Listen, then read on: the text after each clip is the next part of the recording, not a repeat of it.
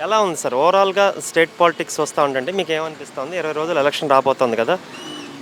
TDP, Janasena పథకాలకి నేను రావాలని పథకాలకి వ్యతిరేక రావాలని నా అభిప్రాయం సార్. రావాలని మీ అభిప్రాయం. అంతే. ఎందుకు ఇప్పుడున్న గవర్నమెంట్ మంచిగా చేయట్లేదు?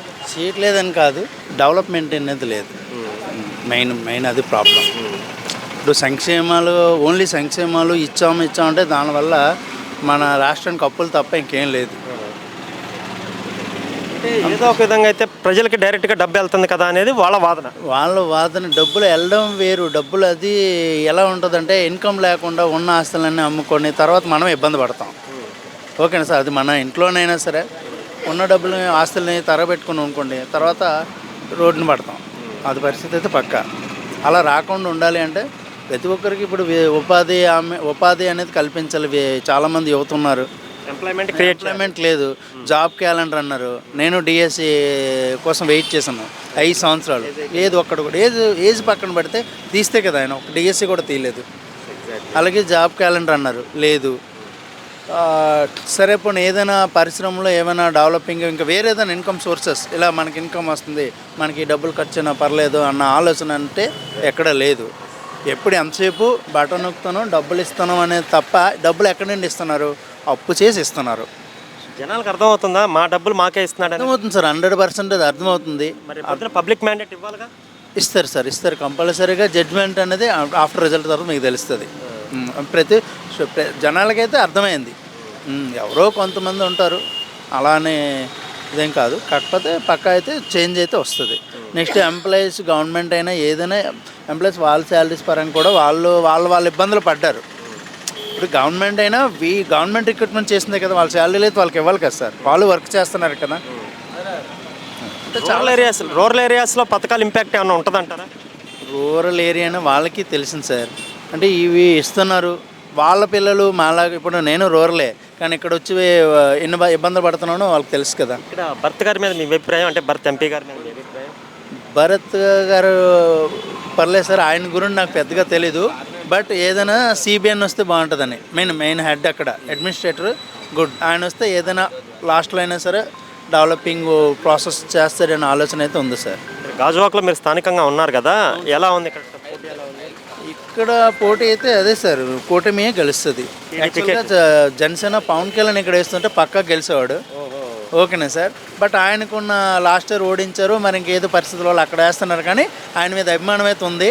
ఆయన అభిమానంతోనే టీడీపీ ఇప్పుడు పల్లా శ్రీనివాస్ గారి మీద పాజిటివ్గానే ఉంది. నేనున్నా, నాకు ఇక్కడ ఓటు లేకపోయినా మిగతా అందరికి కూడా ఓటేయమనే చెప్తున్నాను. మా అన్నయ్యలు జనసేన టీడీపీ ఓట్లు కూడా ప్లస్ అవుతుంది సార్, 100% పక్కా.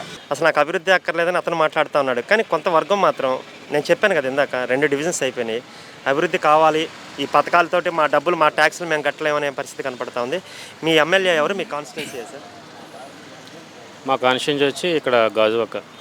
ఎవరు నిలబడుతున్నారు చెప్పగలరా?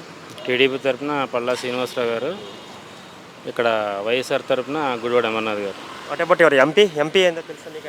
ఎంపీస్ అయితే వస ఝాన్సీ గారు అయితే వైఎస్ఆర్పీ తరఫున పోటీ చేస్తున్నారు.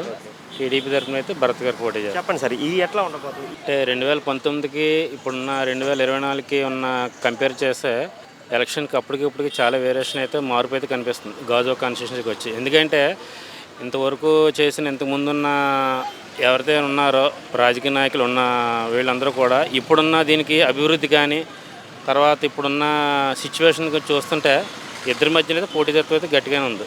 టీడీపీకి వైఎస్ఆర్కి మాత్రం పోటీతత్వం అయితే గట్టిగానే ఉంటుంది ఈ కాన్స్టిట్యూన్సీకి వచ్చి అయితే.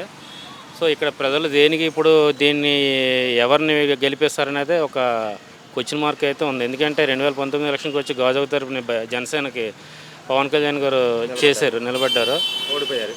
ఇప్పుడు ప్రస్తుతానికి పిఠాపురం నుంచి పోటీ చేస్తున్నారు. సో ఇప్పుడున్న సిచ్యువేషన్ చూస్తుంటే వైఎస్ఆర్కి టీడీపీకి గట్టి పోటీ అయితే ఉంది ఇక్కడైతే. అంటే పల్లా శ్రీనివాస, గుడివాడ అమర్నాథ్ ఇద్దరు గట్టి వ్యక్తులు అంటారు? ఇద్దరు గట్టి వ్యక్తులే. సామాజిక వర్గం?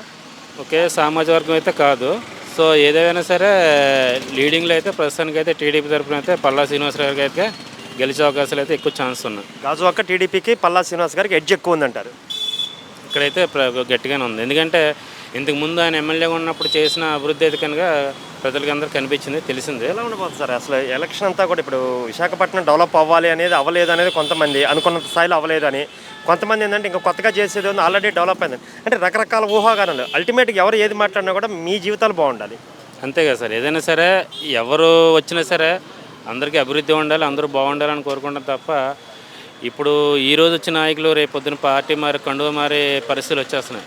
కానీ ఒకే పార్టీలో ఉండి అభివృద్ధి చేసి గ్రామాన్ని అభివృద్ధి చేద్దామన్న ఇది చాలా తక్కువ కనిపిస్తుంది. ఎంపీ గారి అభిప్రాయం సార్, ఎంపీ భరత్ గారి మీద మీ అభిప్రాయం? ఎంపీ భరత్ గారు అయితే ఆయన ఉన్నతమైన చదువుకున్న వ్యక్తి, మంచి వ్యక్తి,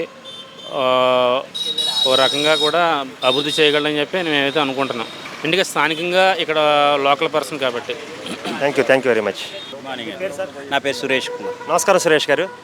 ఏ నియోజకవర్గం సంబంధించిన మీరు? నేను ఇక్కడే గాజువాకే. గాజువాక. సార్ ఇక్కడ గాజువాక తరఫున ఎవరు నిలబడుతున్నారు? ఏ పార్టీ? రెండు పార్టీల తరఫున పల్లా శ్రీనివాస్ టీడీపీ, గుడివాడ అమర్నాథ్ గారు వైసీపీ. సార్ ఎంపీ తెలుసా మీకు? ఎంపీ ఎవరు? బొత్స ఝాన్సీ గారు టీడీపీ తరఫున భరత్ గారు. ఎస్ సార్ ఏం లేదు, సింపుల్. ఇక్కడ కానీ అంటే స్టేట్ నాయకుడిని చూసి ఇక్కడ ఓట్లు పడతాయి అంటారా, లేకపోతే ఇక్కడున్న కాన్స్టిట్యున్సీ ప్రకారంగా వెళ్తుంది అంటారా? మీ అభిప్రాయం ఏంటి? 5 సంవత్సరాలు చూశారు కదా, దగ్గర పడ్డది. జస్ట్ అభిప్రాయం, ఎవరిని విమర్శిస్తున్నట్టు కాదు. అల్టిమేట్గా మీరు ఏది మాట్లాడినా అది జనాలకు ఉపయోగపడాలా, మీ జీవితాలు బాగుపడాలా?